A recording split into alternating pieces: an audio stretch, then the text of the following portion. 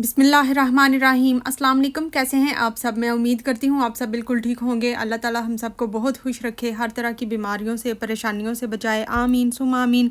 और हम सब का ईमान सलामत रखे। अस्सलातु वस्सलामु अलैका या रसूलल्लाह व अला आलिका व अस्हाबिका या हबीबल्लाह। अल्लाह ताला फ़लस्तीन के मुसलमानों की गैबी मदद फरमाएँ, उन्हें फ़तह नसीब करें। तो आज का व्लॉग हो गया है स्टार्ट, और आज का व्लॉग मैं स्टार्ट कर रही हूँ। अफ्तारी की ही तैयारी हो रही है, लेकिन ये मैंने लास्ट व्लॉग में आप लोगों के साथ शेयर किया था, जो मैंने स्टफ़िंग बनाई थी अरेबिक समोसे की। तो वो कंप्लीट नहीं, दिखा तो मैंने दी थी लेकिन फिलिंग करते हुए नहीं दिखाया था। तो इसलिए मैंने कहा मैं स्टार्ट आज के व्लॉग में ना ये पूरा क्लिप ऐड करती हूँ कि फिलिंग बनाते हुए बना के और उसको फिल कैसे करना है वो सारा, क्योंकि जब कोई एक व्लॉग देख रहा होता है ना तो उसे अच्छी तरह बात फिर समझ आ जाती है। तो कीमे को सिंपल मैंने लहसुन और हल्दी डाल के बॉयल कर लिया अच्छी तरह। जब वो गल गया, पानी उसका ड्राई हो गया, तो उसमें मैंने प्याज ऐड कर दिए थे प्लेट भर के। जितना कीमा है उतने ही प्याज, और फिर उसमें नमक और काली मिर्च डाल दी है। और जब प्याज ऐड करने हैं तो हाई फ्लेम पे इसका वाटर जो है ना वो अच्छी तरह ड्राई करना है। तो पानी खुश्क हो जाए तो एंड पे धनिया ऐड करना है। तो बस चूल्हा बंद कर देना है। धनिया को बहुत ज़्यादा नहीं पकाना होता। तो ये देखें 2-3 मिनट मैंने ना धनिया डालने के बाद चूल्हा चलता रहा है। तो उसके बाद मैंने चूल्हा बंद कर दिया। तो जब ये ठंडा हो जाएगा तो उसके बाद इसकी फिलिंग स्टार्ट कर देंगे। मैंने वैसे रात को बनाया था और मैंने फ्रीज़ कर दिया था। अब मैंने इसको फ्रीज़र से निकाला है, तो मैंने ओवन में से 3 मिनट दोबारा से इसको प्री हीट किया है। तो साथ में ना इसके अंदर थोड़ा थोड़ा वाटर जो आ जाता है फ्रीज़ होने के बाद, तो वो भी इस तरह सारा वाटर जो है ना वो स्टीम होके उड़ जाता है। तो या तो पैन में कर लें या आप ओवन में कर लें, ओवन माइक्रोवेव में ज़्यादा अच्छा रह जाता है। तो बस उसके बाद भी जब ये ठंडा हो गया है तो मैंने फिलिंग स्टार्ट कर दी है। तो ये इसको फिल करना और समोसे की शेप देना बहुत ही इजी है। अब पता नहीं आपको सही नज़र आ रहा है कि नहीं, क्योंकि कैमरा मैन हमारी मैडम जो है ना वो कभी कभी लापरवाही कर जाती हैं, उनको पता नहीं चलता कि पिक्चराइज़ किस तरह करनी है। तो मैं साथ साथ वैसे बोल तो रही होती हूँ, फिर कभी कभी गुस्सा भी कर जाती है, क्योंकि मैं थोड़ा सा गुस्से में बोलती हूँ तो फिर गुस्सा करके भाग जाती है कैमरा छोड़ के। अच्छा थी, ये देखें सारी फिलिंग मैंने कर ली है समोसों की। तो मेरा कोई इरादा नहीं था मीठे रोल बनाने का। आज मैंने सोचा था मैं मीठे में कुछ भी नहीं बनाऊंगी। माहा ने पूछा मामा मीठे में क्या बना रही है? मैंने कहा आज कुछ नहीं बना रही। कहती है नहीं कुछ ना कुछ ज़रूर बनाए, माहा मीठे के बगैर नहीं रह सकती। तो फिर मैंने सोचा, मैंने और तो कोई तैयारी की नहीं हुई, तो ये मैं रोल ही बना लेती हूँ जो समोसे पट्टी से ही बनेंगे। इसके अंदर मैं फ़ीटा चीज़ की फिलिंग कर रही हूँ। आप कोई भी चीज़ खीरी की भी कर सकते हैं, कोई और चीज़ की भी कर सकते हैं। हाँ, मोज़रेला चीज़ की नहीं कर सकते क्योंकि वो मेल्ट हो जाता है और वो साइडों से फिर निकल जाएगा। तो ये खीरी या ये जो फ़ीटा चीज़ है ना ये मेल्ट नहीं होता, तो निकलता नहीं है, आराम से फिर फ्राई हो जाता है। तो ये देखें इसके ना मैंने पीस काट लिए हैं, जैसे रोल बनाते हैं ना हम, स्प्रिंग रोल की जैसे पट्टी होती है उस तरह की चौड़ी शेप में। तो थोड़ा थोड़ा इसमें मैं फ़ीटा चीज़ रखूँगी और किनारों पे मैं पानी लगा रही हूँ। आप लई भी लगा सकते हैं, लेकिन पानी से भी काम चल जाता है। तो इसको स्प्रिंग रोल की ही तरह इसको रोल कर लेना है, और बहुत ज़्यादा इसको प्रेस नहीं करने की ज़रूरत होती, दबाने की, सिंपल इसको रोल करना है। और इसको कुछ हल्का सा दबा दें किनारों से कि वो थोड़े थोड़े जुड़ जाएं। तो वो हल्के हल्के जब हम फ्राई करने लगते हैं ना तो उस टाइम तक ये ठीक नॉर्मल हो गए होते हैं, थोड़े चिपक गए होते हैं साथ। अगर 1 घंटा पहले ये बना के रख लें तो, अगर बनाने के फ़ौरन बाद करना है फिर ये चिपके नहीं होते, फिर आपको लई बना के उसके साथ इसके होल जो है ना वो बंद करने पड़ेंगे। लेकिन अगर ना भी बंद हों तो फिर भी कोई फ़र्क नहीं पड़ता, क्योंकि इसमें से जो स्टफ़िंग है ना, जो हम चीज़ रख रहे हैं अंदर इसके, वो निकलेगा नहीं, मेल्ट नहीं होता, तो वो निकलता नहीं है। तो बस ये सारे रोल भी बन गए हैं जल्दी से। मैंने सोचा ये 5-5 या 6-6 ही खाएंगे, जितना बहुत ज़्यादा मीठा अब खाने को दिल नहीं करता। तो आज मैंने बनाने हैं पकोड़े, जो कि कल नहीं बनाए थे। पालक तो मंगवा ली थी, वो भी बेचारी मुरझा गई है। तो आज मैंने कहा बना ही लेते हैं पकोड़े, थोड़े से खा लेते हैं। मर तो पता नहीं कब किस दिन जाना है हमने, तबीयत तो ऐसी ही रहनी है। तो पालक जो है ना उसकी मैं डंडियाँ सारी काट ली हैं, और उसको अच्छी तरह जो पत्ते गले सड़े होते हैं वो निकाल लिए हैं। पकोड़ों में डंडियाँ बिल्कुल नहीं डालनी होती, क्योंकि ये फिर सॉफ्टनेस आ जाती है डंडियों की वजह से, और वाटर भी ये छोड़ देती हैं अच्छा खासा, तो क्रिस्पी नहीं बनते हैं ज़्यादा। तो पालक को मैं नॉर्मल सा काट लूँगी, ना बहुत ज़्यादा बारीक है ना बहुत ज़्यादा मोटा है। तो इसको काटने के बाद इसमें बाकी सारी चीज़ें हम ऐड करेंगे, जो कि प्याज है। प्याज को भी ना बहुत ज़्यादा मोटा ना बहुत ज़्यादा बारीक काटें, नॉर्मल ही काटना चाहिए। बारीक काटें तो वो भी ना फ़ौरन से फ्राई हो जाता है प्याज, और आलू गलते नहीं हैं, तो फिर प्याज का जो टेस्ट है ना वो थोड़ा जला जला सा आने लग जाता है। तो आलू का जो काटना है ना हमने, वो बहुत ज़्यादा ध्यान रखना होता है कि ये मोटा नहीं होना चाहिए, इसको बारीक ही काटना चाहिए। आप जिस भी शेप में काटें बारीक होना चाहिए। मैं थोड़ा लेंथ में काट रही हूँ क्योंकि पकोड़े में थोड़ा लेंथ में हो ना, फिंगर चिप्स जैसी शेप में, तो पकोड़ों की शेप अच्छी आती है। थोड़े ऐसे बेडंगे से जैसे होते हैं ना पकोड़े, कोई आलू इस तरफ से निकला हुआ, प्याज उस तरफ से निकला हुआ, मुझे वैसे अच्छे लगते हैं। ऐसे नहीं मुझे अच्छे लगते कि गोल टिक्की की शक्ल बन जाए।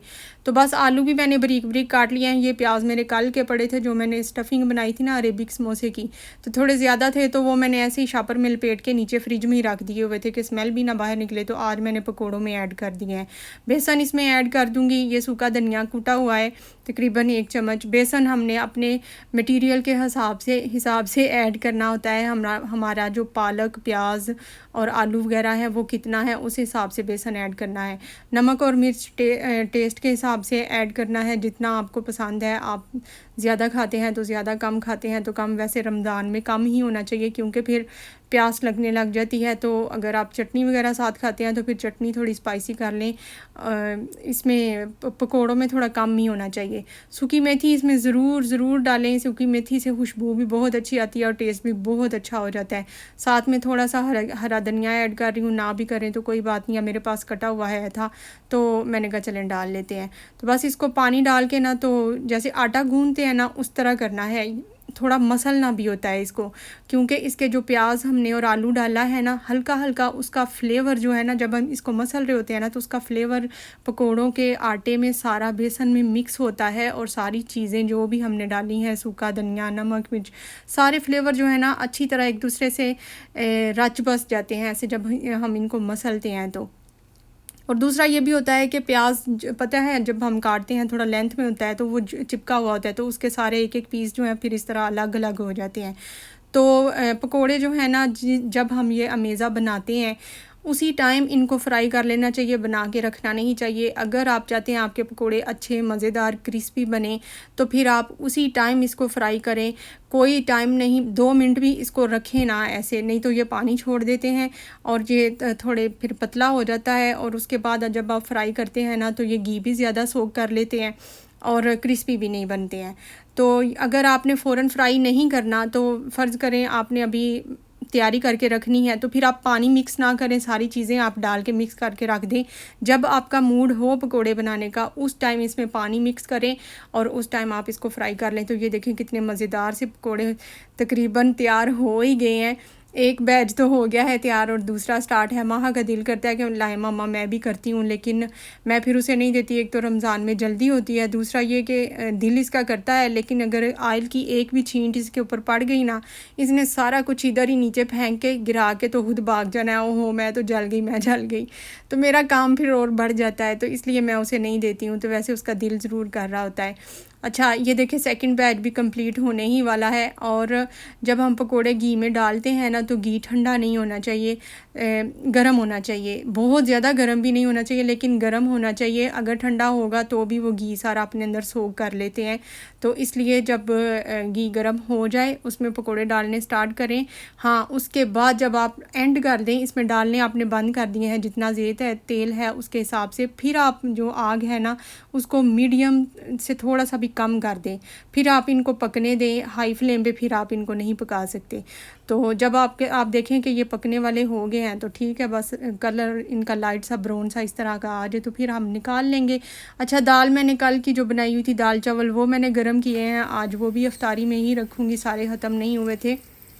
साथ में मैंने अरेबिक शोरबा जो होता है, जो बनता है हमारे घर में, वो भी मैंने चूल्हे पे रख दिया है, उसमें सारी चीज़ें ऐड करके। तो चलें एक दफ़ा दरूद पाक पढ़ लेते हैं। अल्लाहुम्मा सल्ली अला मुहम्मदिन व अला आलि मुहम्मद कमा सल्लैता अला इब्राहीम व अला आलि इब्राहीम इन्नका हमीदुम मजीद। अल्लाहुम्मा बारिक अला मुहम्मदिन व अला आलि मुहम्मद कमा बारकता अला इब्राहीम व अला आलि इब्राहीम इन्नका हमीदुम मजीद।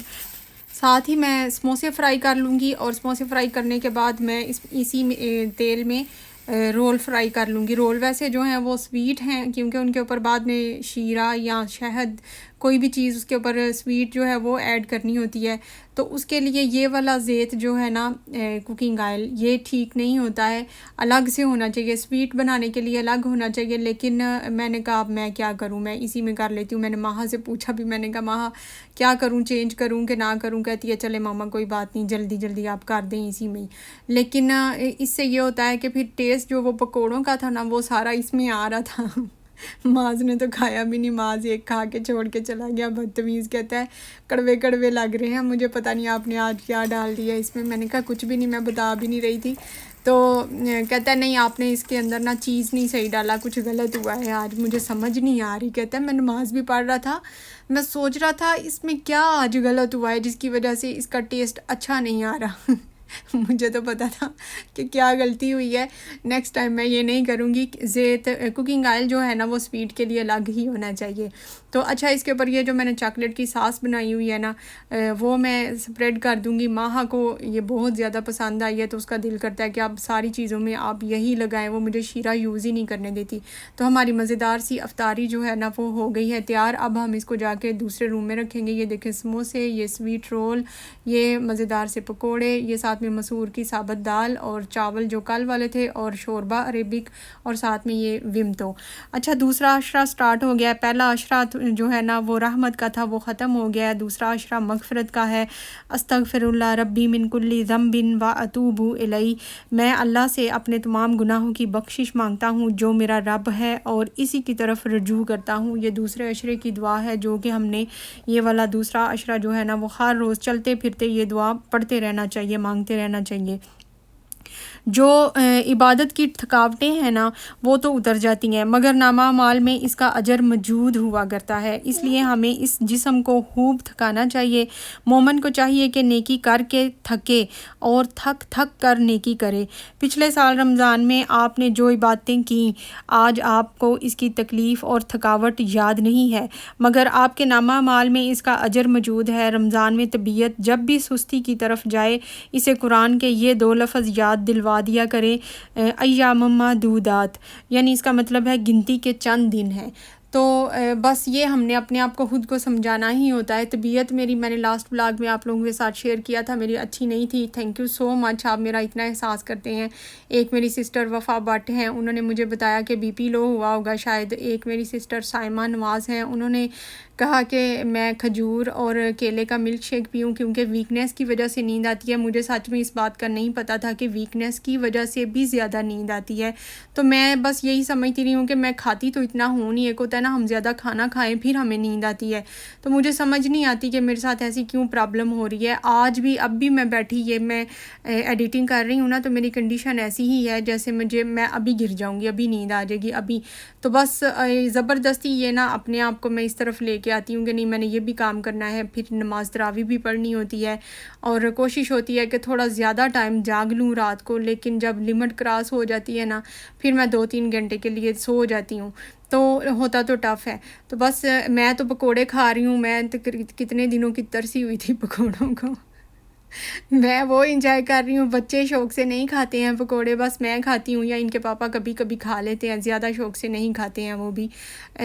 लेकिन ये है कि फिर भी मैं बना लेती हूँ क्योंकि इनको आदत हो खाते रहने की। माहा देख लें अपने स्वीट रोल कैसे खा रही है।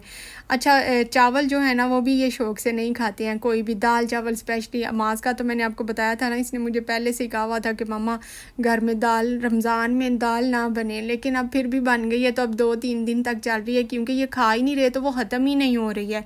तो ये डिस्कस्टिंग सी बात मुझे लगती है।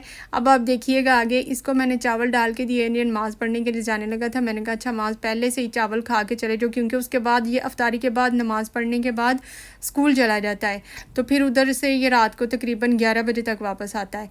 तो मैंने कहा फिर आपको चावल डाल देती हूँ तो आप खा के चले जाओ। कहता है अच्छा ठीक है डाल दें। मैंने डाल तो दिए इसको, लेकिन मिक्स ये ऐसे कर रहा था कि पूरा 1 घंटा ये उसको मिक्स करता रहा। अजीब सी कंडीशन हो जाती है इनकी। एक मैंने माहा को नोट किया है, वो पैनकेक मैंने बनाए थे एक दिन, वो ऐसे उनको काट रही थी जैसे लीला ज़िबा करते हैं। इतना सॉफ्ट होता है लेकिन फिर भी इनका इतना ज़ोर लग रहा होता है, और ऐसे ही ये चावलों को ऐसे मिक्स कर रहा था। खैर बच्चों ने ना ये सब बड़े शौक़ से खाया। अल्हम्दुलिल्लाह, अल्लाह ताला सबका रिज़्क़ बरकत वाला हो, हलाल रिज़्क़ हो। अच्छा ये देखें ये चावल मिक्स कर रहा है इतनी देर, और मैंने इसका फ़ोकस इसलिए किया कि मुझे खुद हंसी आ गई। मैं इसको ये मोबाइल अपना ध्यान से मोबाइल देख रहा है और नीचे से चावलों को ऐसे करता जा रहा है। मैंने कहा माज बस कर दो कि अब आपने दोबारा से खाना पकाना। कहता है मिक्स कर रहा हूँ, अभी मिक्स नहीं हुए हैं। तो खैर बस ये था मेरा छोटा सा व्लॉग। मिलते हैं नेक्स्ट व्लॉग में, तब तक के लिए टेक केयर एंड अल्लाह हाफिज़। वीडियो अच्छी लगे तो लाइक करें।